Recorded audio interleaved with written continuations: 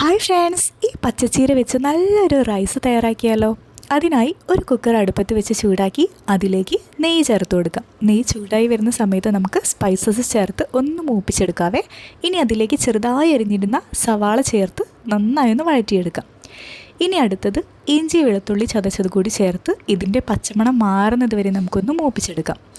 ഇനി പൊടികളായിട്ട് ഞാനിവിടെ മഞ്ഞൾപ്പൊടി, കുറച്ച് മല്ലിപ്പൊടി, പിന്നെ കുരുമുളക് പൊടി, ഗരം മസാല അല്ലെങ്കിൽ ബിരിയാണി മസാല, ഈ പൊടികളുടെ പച്ചമണം മാറുന്നത് വരെ നമുക്കൊന്ന് മൂപ്പിച്ചെടുക്കാവേ.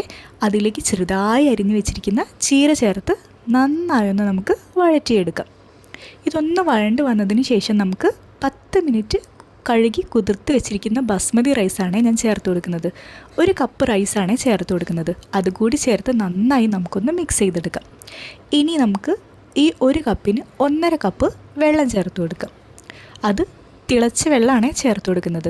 കൂടെ തന്നെ കുറച്ച് ഉപ്പ്, പുതിന, നാരങ്ങ നീര് ഇതുകൂടി ചേർത്ത് നന്നായി ഒന്ന് മിക്സ് ചെയ്ത് നമുക്ക് മൂടി വെച്ച് ഒറ്റ വിസിൽ വരെ ഒരു മീഡിയം ഫ്ലെയിമിൽ വേവിച്ചെടുക്കാം. അപ്പോൾ ഇതാ അടിപൊളി റൈസ് ഇവിടെ തയ്യാറായിട്ടുണ്ടേ. നല്ല ടേസ്റ്റാണേ. ചീര കഴിക്കാത്ത ആളുകൾ വരെ കഴിച്ചു പോകും കേട്ടോ. ഇതുവരെ ഇതുപോലെ ട്രൈ ചെയ്ത് നോക്കാത്തവരുണ്ടെങ്കിൽ ട്രൈ ചെയ്ത് നോക്കാൻ മറക്കല്ലേ. അപ്പോൾ അടുത്ത വീഡിയോയിൽ വീണ്ടും കാണാം.